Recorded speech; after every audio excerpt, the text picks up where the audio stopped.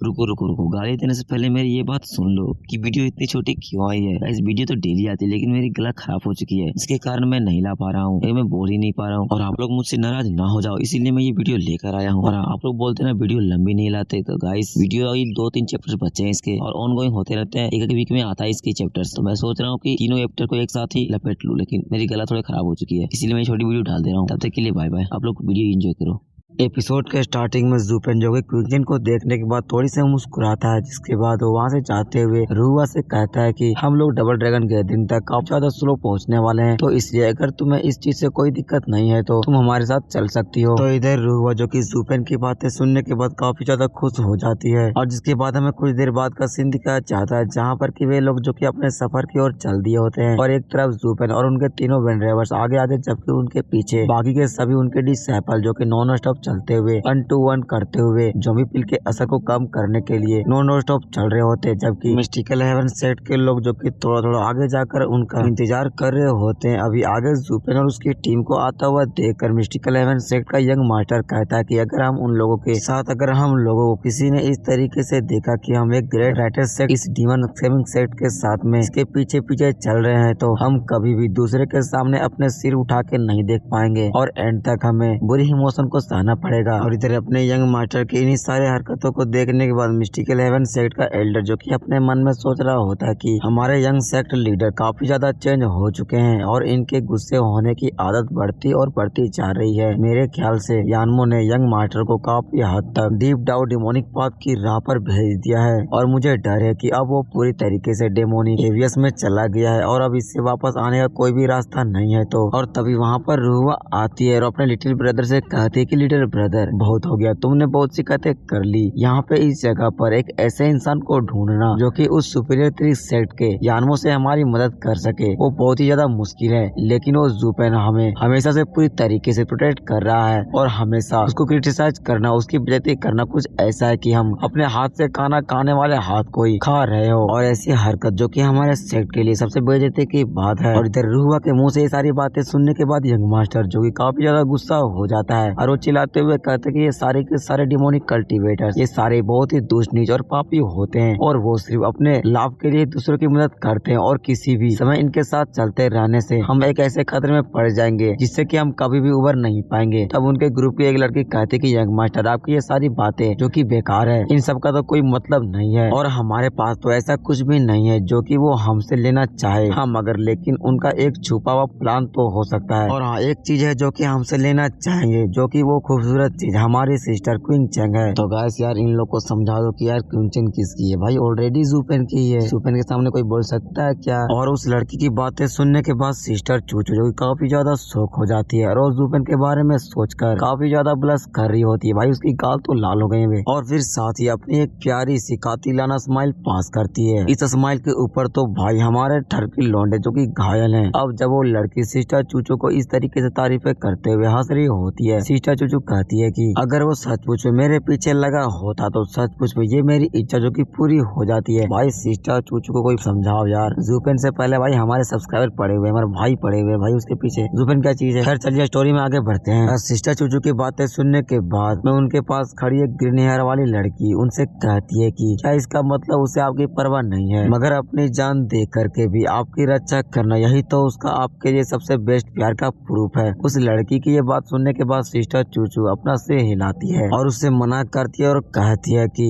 फूलों के पास दिल हो सकता है, मगर पानी के पास कोई भी दिल नहीं होता, और वो भी एक ऐसा रिलेशन पानी है जो कभी भी एक जगह पर नहीं रुकता, वो हमेशा बहता रहता है। और मैं तो अपने इस जीवन में उसके साथ एक छोटे समय बिताने के बाद भी काफी ज्यादा खुश हूँ, और मुझे नहीं लगता कि मुझे इससे ज्यादा भी कुछ मिल पाएगा। सिस्टर चूचू की ये सारी बातें सुनने के बाद वो येलो हेयर वाली लड़की भी अपने मन में कहती है कि ये दोनों लोग ही इतने ज्यादा अच्छे हैं, लेकिन जब भी ये क्विंचन उसके बारे में बात करती है तो फिर आखिर ये इतनी ज्यादा खुश क्यों हो जाती है। और यह सब सोचने के बाद फिर वो येलो हेयर वाली लड़की ग्रीन हेयर वाली लड़की से कहती है कि सिस्टर क्यों ना हम सिस्टर क्विंचन की मदद करें उस लड़की के साथ में उनकी शादी कराने में। तो ये सुनकर रुआ भी काफी शौक हो जाती है, और तभी उन लोगों के एल्डर भी उनके ऊपर चिल्लाते हुए कहते हैं कि बकवास करना बंद करो, और क्या तुम सभी लोग अपनी सीनियर सिस्टर के उस भाग्य के बारे में भूल गई जो कि उनके साथ में हुआ था, इसलिए दूसरों की उसी को अपने दिल में अपना और ऐसे बकवास भरी बातें को करना बंद करो। और फिर एल्डर आगे सिस्टर चूचू से भी कहते हैं कि क्विंग चैन उसके हमलों से बचकर रहना, और तुम्हारे ऊपर कई बार हमले करेगा क्योंकि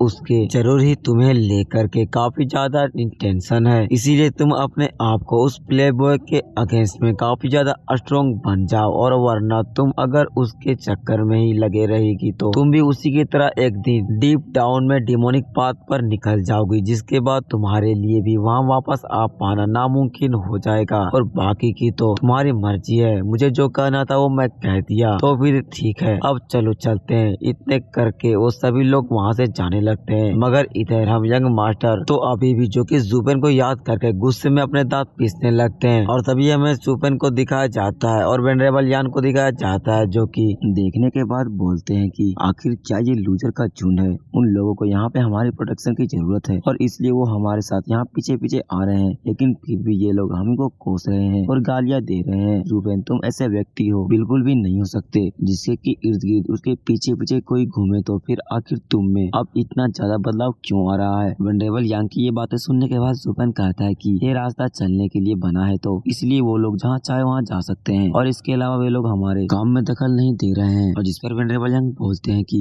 मगर लेकिन मुझे ये हमारे पीछे पीछे चलने वाले बीटल्स के झुंडों की परेशान कर रहे हैं। इधर इन दोनों की बातें सुनने के बाद वेनरेबल गुई तो हल्की सी स्माइल कर रहे होते हैं और फिर जुपेन से कहते हैं कि बच्चे, तो क्या तुम उस वुमेन को सेफ रखना चाहते हो? यह सब कुछ तुम शायद सिर्फ और सिर्फ उस वुमेन के लिए ही कर रहे हो, मगर लेकिन सेक्ट का प्यार और लव के अगेंस्ट एक रूल है, तो इसलिए तुम्हारा यह प्यार सेक्ट में बिल्कुल भी नहीं चलेगा। तो वेनरेबल गुई की ये बातें सुनने के बाद जुपेन उनसे कहता है कि आखिर तुम क्या करना चाहते हो? तब वेनरेबल गुई कहते हैं कि कम ऑन ब्रदर, अब थोड़ी प्रशंसा दिखाओ और फिर हम कोई आवाज नहीं करेंगे। तुम तो हम तीनों को बस हजार सीक्रेट स्टोन्स दे दो और फिर तुम्हारे सामने हम लोग अपनी आंखें पूरी तरीके से बंद कर लेंगे और ये प्रिटेंड करेंगे कि हमने अब तक कुछ भी नहीं देखा। तो ये सुनकर तो जुपेन भी चिल्लाते हुए कहता है कि क्या 1000 सीक्रेट स्टोन तुम तीनों को? अब क्या उन्हें देने के लिए मैं डबल ड्रैगन मैनर में जाकर डबल ड्रैगन मैनर को ही लूट लूं, वरना तो इसके अलावा आखिर में कहां से इतने सारे सीक्रेट स्टोन को लेकर के आऊंगा। तो अब इधर वेनरेबल गुई कहते हैं कि ब्रदर तुम शायद थोड़े गलत हो, क्योंकि अब हम तुम्हारी संपत्ति की सीमा को काफी हद तक देख चुके हैं। और वेनरेबल गुई की ये बातें सुनने के बाद जुपेन उनसे कहता है कि सीक्रेट स्टोन इस दुनिया में सबसे ज्यादा रियलिस्टिक चीजें हैं, तो तुम्हें क्या लगता है कि मैं इतना ज्यादा अमीर हो सकता हूँ कि ये मेरे पास इतने सारे सीक्रेट स्टोन कैसे होंगे? मेरे पास सिर्फ और सिर्फ ये थोड़े बहुत ही हैं और डबल ड्रैगन गैदरिंग में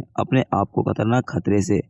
बचाने के लिए इनका यूज करने के लिए रखा था। और इतना कहने के बाद जुपेन अपने पास से 2 सीक्रेट स्टोन्स को निकालता है और उन्हें उन वेनरेबल्स को देते हुए कहता है कि ये लो, अब इसके बाद मेरे पास सिर्फ 2 ही सीक्रेट स्टोन बचे हैं। तो तब उन दोनों सीक्रेट स्टोन लेने के बाद वेनरेबल यांग भी कहते हैं कि हाँ, मेरे ख्याल से ये बच्चा बिल्कुल ठीक कह रहा है, इस बच्चे के पास इतने ज्यादा भी सीक्रेट स्टोन नहीं हो सकते हैं, फिर चाहे कितना भी ज्यादा अमीर क्यों ना हो। तो वेनरेबल बाई भी वो भी कहते हैं कि ओ नो, इसमें तो बिल्कुल भी मजा नहीं आया। इधर जुपेन जो कि उन लोगों से आगे बढ़ते हुए अपने ईवल स्माइल को पास करते हुए अपने मन में कहता है कि ओ, तो तुम मूर्ख लोग जो मुझे लूटना चाहते हो और मुझे मारना चाहते हो, नहीं बिल्कुल भी नहीं, ये तो मेरे आगे कभी नहीं हो सकता। इधर तभी हम अगला सीन हमें एक पहाड़ी के ऊपर का सीन दिखाया जाता है, जिसके ऊपर कोई बंदा खड़े होकर उन्हें देख रहा होता है और उनके ऊपर नजर रख रहा होता है, और वो कोई और नहीं बल्कि यानमो होता है, जो कि जुपेन के पीछे पीछे सिस्टर चूचू की टीम को देखकर वो कहता है कि मिस्टिकल हेवन सेक्ट उस कमीने हेवन स्कैमिंग सेट के पीछे पीछे पूरी टोली बनकर जा रहे हैं, फिर अब आखिर मुझे क्या करना चाहिए। और यानमो इधर ये सब कह ही रहा होता है कि तभी कोई उसके पीछे आते हुए हंसते हुए कहता है कि ये एक नोबडी है जो कि लोअर 3 सेक्ट में से आता है और उसने सुपीरियर 3 सेक्ट के एक डिसेबल को बुरी तरीके से बेवकूफ बना दिया है और तुम्हारे इन एक्सपेंसेस के ऊपर तो। और इधर यानो ये सब बातें सुनने के बाद गुस्से में आवाज की ओर मुड़ते हुए कहता है, आखिर तुम कौन हो ये जो बकवास कर रहा है? The west of the western land निश्चित रूप से हमारा मजाक बना करके जरूरी बुरी तरीके से हंसने वाले हैं। और यानो जैसे ही अपने सामने उस बंदे को देखता तो काफी ज्यादा शौक हो गया होता है, क्योंकि उसके सामने कोई और नहीं बल्कि सामने वेस्टर्न लैंड का सबसे बेस्ट डिसेबल डैन किंग चैन होता है। तो ये वही बंदा है गाइस जो कि जुपेन से पिछले एपिसोड्स में मिला था। ये वही दारूबाज इंसान है और जिसके बाद वो अपनी बोतल से पीते हुए कहता कि डोंट वरी, ये कोई और नहीं बल्कि सिर्फ एक ड्रंकर है। और इसी के साथ में ये वाला चैप्टर जो कि हमारे यहीं पे खत्म होती है।